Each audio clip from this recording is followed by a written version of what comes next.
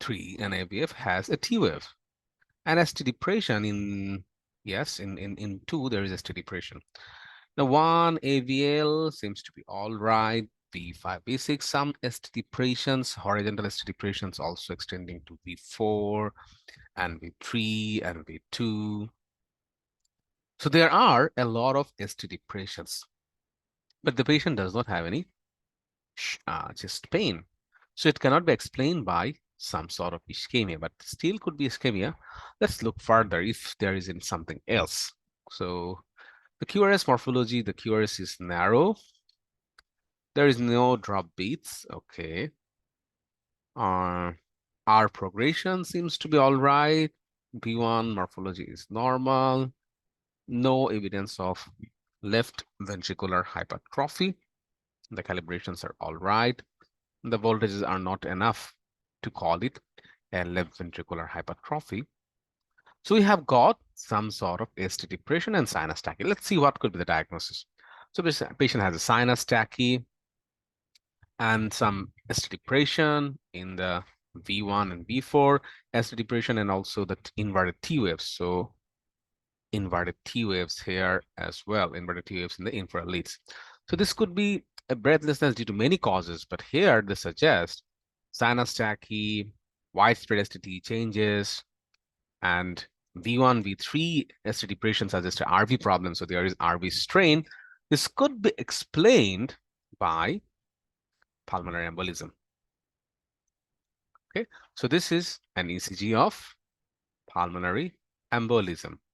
So whenever you see a shortness of breath patients and have some ST depression and T inversion in the anterior leads, V1 to V3, along with the diagnosis of acute coronary syndrome, you should also keep the differential of pulmonary embolism.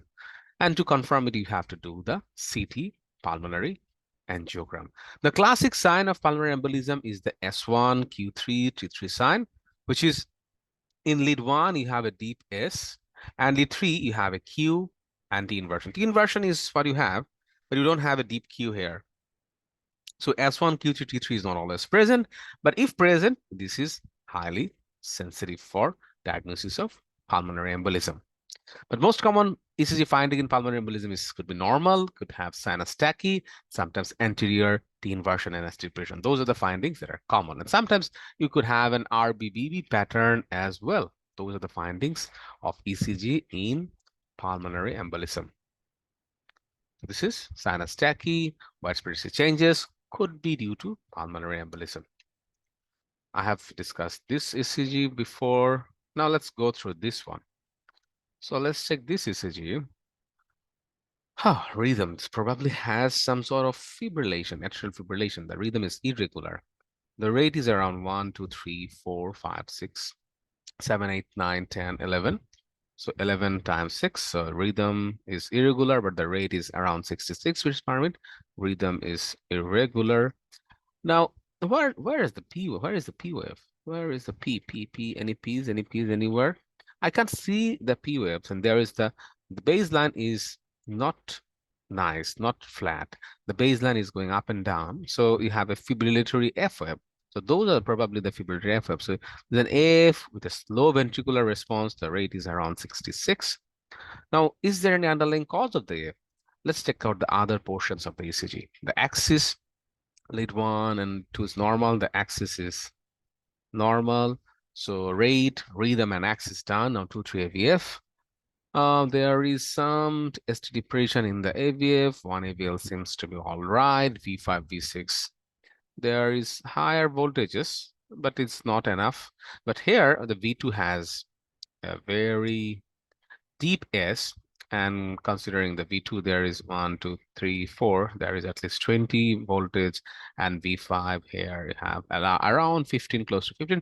So you can say that the voltage criteria of the LVH is met. So the patient could have had LVH, but the strain, LVH strain pattern is not present here.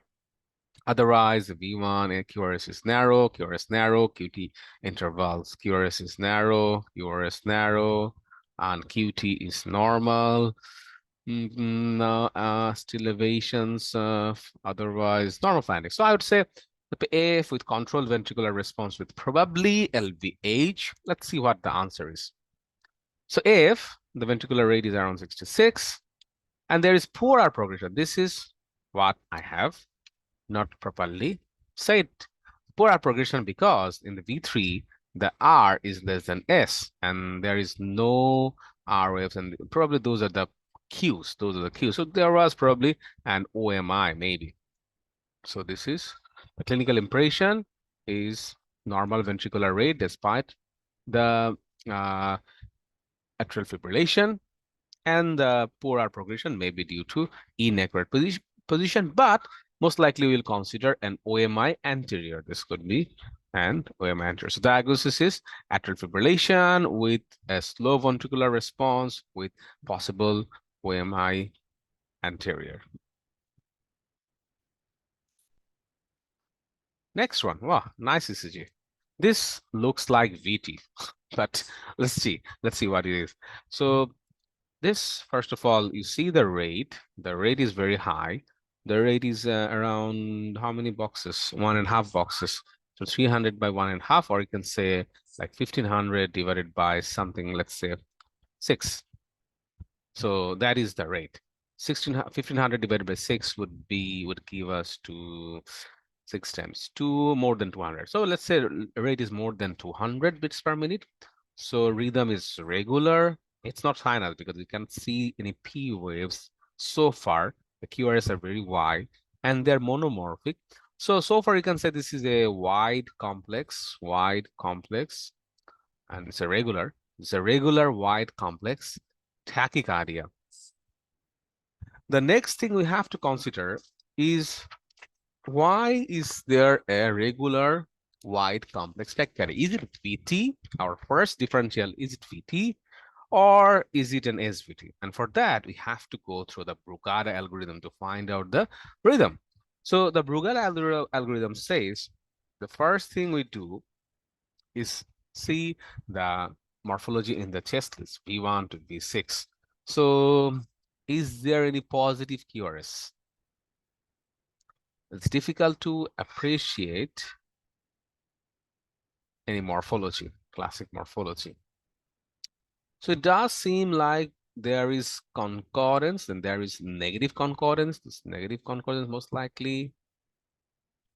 No, so positive concordance. The QRS is positive. Let's see, this is the QRS. Positive concordance.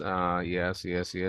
Next, see the RS interval. So if you consider this, the R, and this, the S, and is the RS interval prolonged? If it's more than 100, yeah, it seems to be more than 100, more than 2 boxes. So that criteria is also fulfilled. So this is most likely to be a VT, a monomorphic VT. Let's see what our answer says. So this is a broad complex tachycardia. Rate is more than 200, around 250. Regular wide complexes, and QRS is very wide. So this patient actually had MI.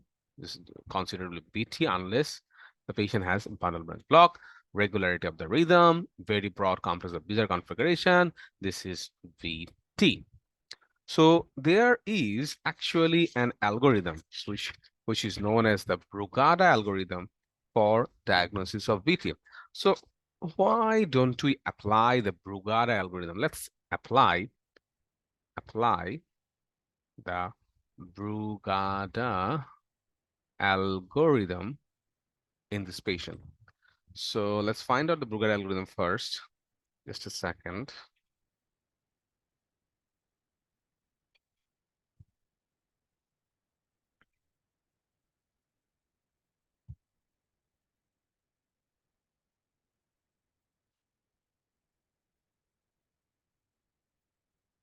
So the first point is Brugada algorithm is absence of an RS complex. We cannot see an RS. It's very difficult to find an RS complex. So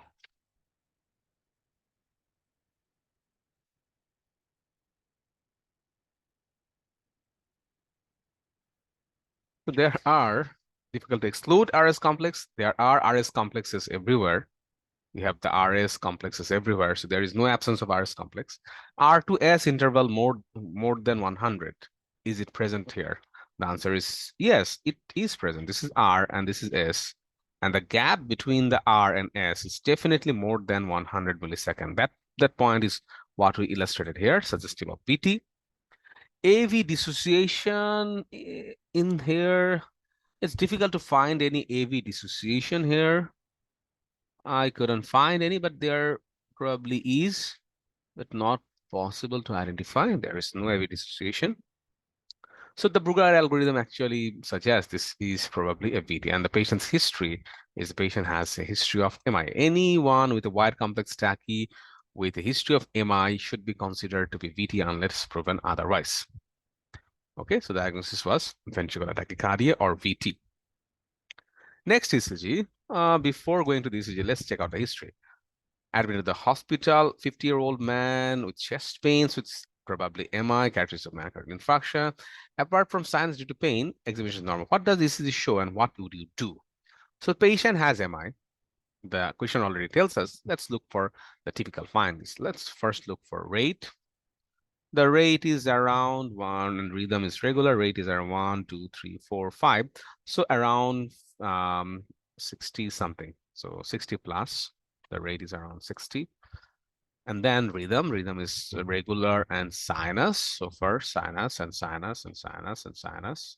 So regular sinus rhythm. Let's go to axis, normal or right axis. There is some sort of right axis or left axis. No, there is left axis deviation. 2-3 AVF, there is ST elevation, and the T is inverted, ST elevation, T inverted, and there is also Q and Q. So far, you can say inferior STEMI, so far, because you have ST elevation and QFs in the inferior leads. 1 AVL, you have reciprocal changes, ST depression, reciprocal changes, yes.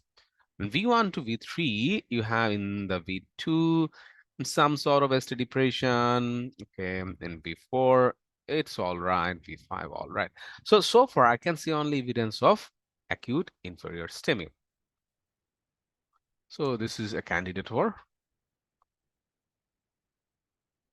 Okay. So normal sinus rhythm, normal axis, although I think this is probably a left axis deviation a bit. Q waves in yes, ST elevation yes, so this is yes.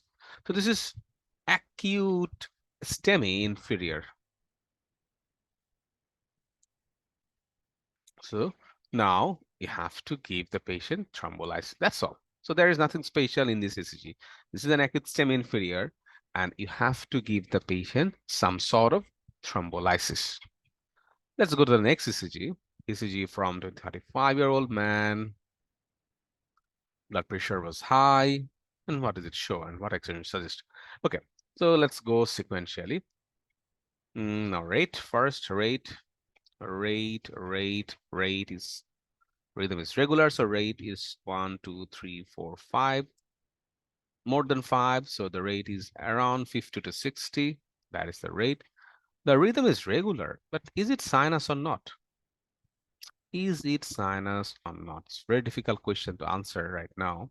I don't see a P wave. Where is P? P, no P? No P at all. And there is actually some slurring of the initial portion of the QRS, but I don't see a P. So whenever I don't see a P, this is reasonably narrow complex, no P. So this could be a junctional rhythm. This could be a junctional rhythm. And the rate is around 50 to 60 still suggestive of a junctional rhythm, but there is no P. Why there is no P? I don't know. So in 2-3 AVF, and also the axis is normal. In 2-3 AVF, what I see is I see a deep T inversion and also ST depression. And same for the 1 and same for the leads from V5, V6. And I can see those are very large QRS complexes. So this is the voltage criteria is complete. Yes, surely this is LVH. So you have a junctional rhythm, and also you have LVH. What else? V1 to V2, you have hyperacute, very large T waves here. And it seems to me where it might be a delta wave, but it's not definite.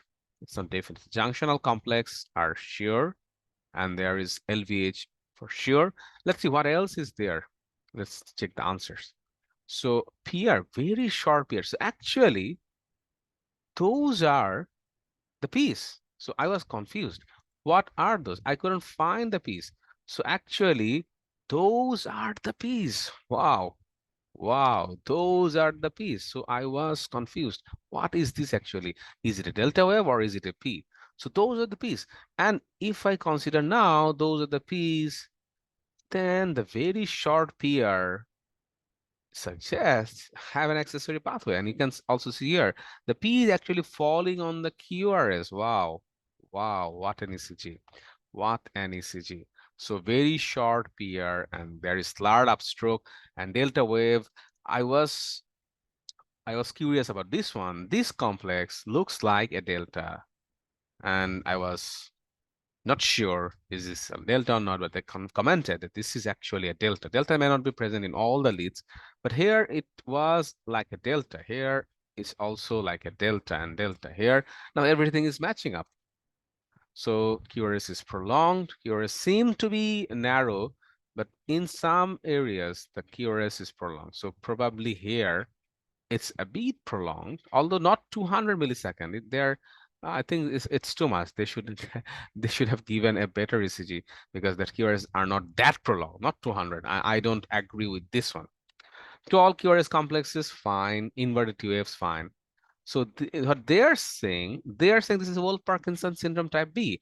And why it's a type B? Because in case of in V1, if the V1 has a large R, this is a type A.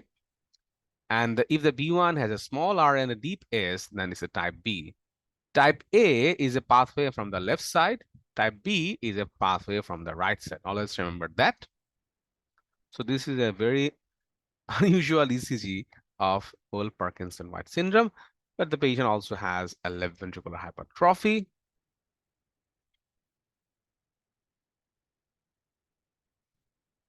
Could be, but what they're saying, the changes here are too gross for LVH. So those are pre-excitation syndrome. So this is Wolff-Parkinson syndrome type P. Wow, wow, wow. What an ECG. Very nice ECG. And the triad of Wolff-Parkinson syndrome, always remember that. The triad of WPW is a short PR, wide QRS, short PR, and wide QRS. And the classic one is the delta. The initial portion of the QRS will have slurred upstroke, but it's only visible in, I think, in VF and also in V3. Otherwise, it's very difficult to find the delta. And the P waves are so close to the QRS that it actually falls over the R. And that's how I was confused and I was telling it's a junction rhythm. So it's a learning from me. For me, always be very careful about the PFs. I'm learning with you and you're learning with me. So we're practicing. Now let's check out this one. 80-year-old man, femoropopliteal bypass, abnormal ECG. Femoropopliteal bypass and abnormal ECG. What is the abnormality? Let's check it out. Rate 1, 2, 3, 4, 75. Rhythm is like 2. There is probably P and P. Rhythm is regular and sinus, I would say. And those are, although the P waves are not seen well in many leads, but I can see them in lead 2. So those are the P waves and they are narrow PR intervals. So rhythm is regular and sinus, hopefully. Axis is normal and 2, 3 AVFs shows no abnormality. 1 AVL shows some sort of ST depression, but there is very severe ST depression from V2 to V6. Wow. Deep ST depression, and there is also ST elevation in AVR. Is it a TVD? Is it a TVD or is it a left main occlusion? Maybe.